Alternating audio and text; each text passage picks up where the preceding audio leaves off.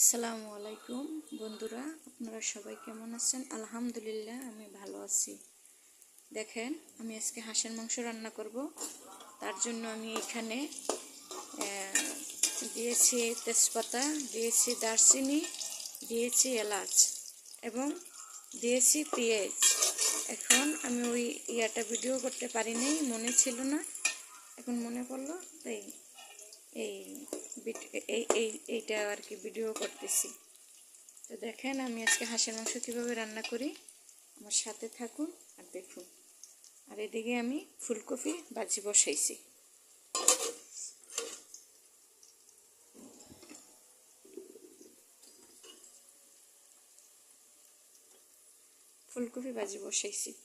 আর এদিকে আমি সাদা গোলমরিচ, আস্তা মরিচ বাইটে নিছি। এটা আদা বাটা, রসুন বাটা, আর এটা হলো জিরা বাটা। এখন আমি এই যে জিরা বাটা, এই যে দেখুন আদা বাটা, সাদা গোলমরিচ এবং শুকনো মরিচ বেটে নিয়েছি, আদা বাটা, রসুন বাটা, জিরা বাটা। ঠিক আছে, সব কিছু দিয়ে আমি এখন এই হাঁসের মাংসটাকে রান্না করব। আপনারা আমার সাথে থাকুন। দেখুন বন্ধুরা, এখন পেঁয়াজটা লাল হয়ে গেছে, ভাজা ভাজা হয়েছে, একটু লাল লাল হয়েছে। এখন আমি এটার মধ্যে দিয়ে দিব আদা বাটা, 3 চামচ আদা বাটা। দেখুন আমি 3 চামচ আদা বাটা দিয়ে দেব, এই দেখুন। তারপর আমি দিয়ে দিব 3 চামচ জিরা বাটা, এই যে দেখুন 4 চামচের 3 চামচ জিরা বাটা, এই দেখুন 3 চামচ জিরা বাটা দিয়ে দিচ্ছি। আর এখন আমি দিয়ে দিব বেটে রাখা সাদা গোলমরিচ এবং শুকনো মরিচ।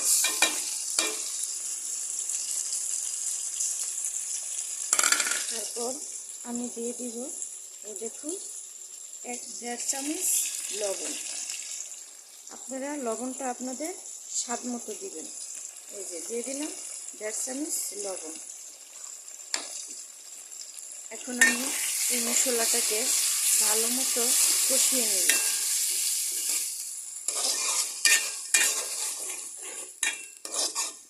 এই মশলাটা ভালো মতো কষিয়ে নিয়ে তারপরে আমি মাংস দেব, এবং আগেই আমি পানি দেব না, আগেই আমি শুধু তেলের মধ্যে মশলাটাকে মিনিমাম 10 থেকে 15 মিনিট ভেজে নেব। ভেজে নিয়ে তারপরে যখন গ্রান বের হবে তখন আমি একটু পানি অ্যাড করে দেব। আমার সাথেই থাকুন। দেখেন বন্ধুরা, এখন আমার সেই মশলাটাকে আমি 10 থেকে 15 মিনিট কষাইছি। এখন এই মশলাটার থেকে অনেক সুন্দর একটি গ্রান বের হয়েছে। এখন আমি তার মধ্যে দিয়ে দিব 2 চামচ শুকনো মরিচের গুঁড়া। এই দেখুন 2 চামচ শুকনো মরিচের গুঁড়া দিচ্ছি, কারণ বাটা মরিচটা দিছি একটু কালার সুন্দর হওয়ার জন্য। এখন শুকনো 2 চামচ শুকনো মরিচের গুঁড়া দিয়ে দিতেছি। বন্ধুরা, হাঁসের মাংস একটু জাল না হলে মজা লাগে না। এখানে আমি দিয়ে দিচ্ছি, দেখুন এরকম চামচ দিয়ে 1.5 চামচ হলুদের গুঁড়া। এই যে এখানে আমি দিয়ে দিচ্ছি 1.5 চামচের মতোই হলুদের গুঁড়া। এখন আমি এখানে দিয়ে দিব একটু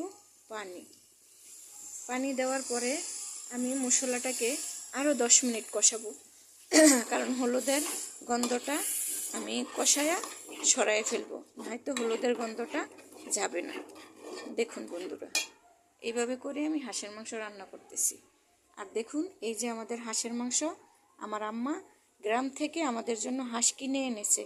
আমাদের গ্রামে এমন কেউ নেই যে আমাদেরকে হাদিয়া দিবে। আমরা হাঁসটা 1000 টাকা দিয়ে হাঁসটা কিনে আনছিলাম। 2 কেজি মাংস হয়েছিল, আমার মা বাইসা কুইটা দিয়ে গেছে।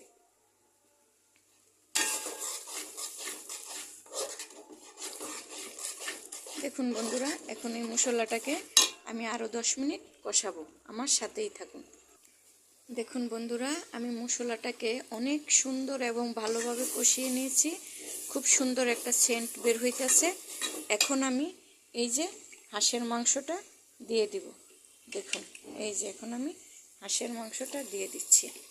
দেখুন আমি এর ভিতরে দিয়েছি 5টা দারচিনি, 5টা এলাচ এবং 3টি তেজপাতা, দিয়েছি আদা বাটা, দিয়েছি রসুন বাটা, দিয়েছি জিরা বাটা এবং দিয়েছি শুকনো মরিচ বাটা, শুকনো আস্ত মরিচ বেটে দিয়েছি এবং দিয়েছি লবণ, তেল, সব কিছু দিয়ে মশলাটাকে ভালোভাবে কষিয়ে এখন দিয়ে দিছি হাঁসের মাংসটা। এখন আপনারা আমার সাথেই থাকুন, দেখুন আমি হাঁসের মাংসটাকে কিভাবে রান্না করি। হাঁসের মাংসটাকে এখন আমি আরও আধা ঘন্টা কষিয়ে নেব, আপনারা আমার সাথেই থাকুন। দেখুন বন্ধুরা, আমার ফুলকপি ভাজি হয়ে গেছে, আমি চুলা বন্ধ করে দিছি, কারণ এখন আমরা খাবো না, খাবো আরও পরে। তাহলে দেখুন আমার ফুলকপি ভাজি হয়ে গেছে। দেখুন বন্ধুরা, আধা ঘন্টা পর আবার আমি ফিরে আসলাম আপনাদের সামনে এই হাঁসের মাংস নিয়ে। দেখুন এরকম করে যখন তেলটা বের হয়ে যাবে আর এরকম তেল ছাড়বে, তখন বুঝবেন আপনার মাংসটা খুব সুন্দর মতো কষানো হয়ে গেছে। এখন আমি এই হাঁসের মাংসটাকে সিদ্ধ হওয়ার জন্য আরও আমি একবার মতো পানি অ্যাড করে দিব। দেখেন, তারপরে একবারে লাস্ট আমার আরও আধা ঘন্টা হাঁসের মাংসটা সিদ্ধ হবে, তারপর আমার হাঁসের মাংসটা অলরেডি হয়ে যাবে।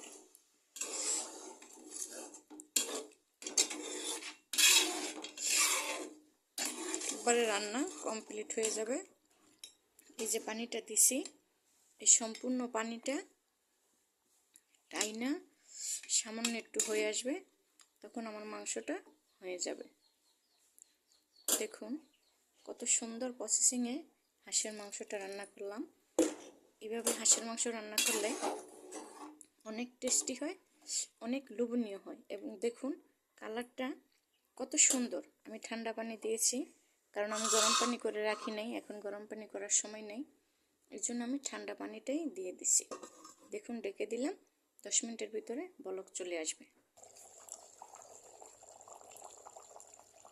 দেখুন বন্ধুরা, আমার হাঁসের মাংসটার কালারটা খুবই সুন্দর আসছে এবং বাটা মরিচ দেওয়াতে কত সুন্দর একটা কালার আসছে। আমার হাঁসের মাংসটা অলরেডি হয়ে গেছে, দেখেন অলরেডি আমার মাংসটা হয়ে গেছে। এখন আমি একটু ঝোলটা টানাবো অবশ্য, কিন্তু লবণ, হলুদ, মরিচ, ময় মশলা সব কিছু অনেক সুন্দর হয়েছে, আলহামদুলিল্লাহ অনেক মজাও হয়েছে। আমি একটু লবণ দেখেছি। এখন আমার হাঁসের মাংসটা হয়ে গেছে, আমি এখন হাঁসের মাংসটা নামায়ে ফেলব। বন্ধুরা, আমার ভিডিওটি যদি ভালো লাগে অবশ্যই লাইক দিবেন, সাবস্ক্রাইব করবেন আর শেয়ার করে দিবেন, আরও 10 জনকে দেখার সুযোগ করে দিবেন। প্লিজ আমার ভিডিওটাকে এড়িয়ে যাবেন না, প্লিজ আমার ভিডিওটা দেখবেন, আমাকে সাপোর্ট করবেন। ভালো থাকেন আপনারা সবাই, আল্লাহ হাফেজ। আর এইভাবে করে হাঁসের মাংস রান্না করে খেয়ে দেখবেন। আমার অবশ্যই চুলার আগুনটা একদম কম, কারণ আমার চুলাটা নষ্ট হয়ে গেছে, এখন হাতে টাকা পয়সা নাই, তাই আমি আরেকটি চুলা কিনতে পারতেছি না, এই জন্য আমি এরকম কম গ্যাসের ভিতরেই রান্না করি। আর এই গ্যাসটা হলো মিডিয়াম, মানে মিডিয়াম আগুনের তাপটা আছে, মিডিয়াম আছেই আমি সমস্ত রান্নাবান্না করি। ঠিক আছে বন্ধুরা, আল্লাহ হাফেজ, ভালো থাকবেন, দোয়া করবেন, আমাকে সাপোর্ট করবেন।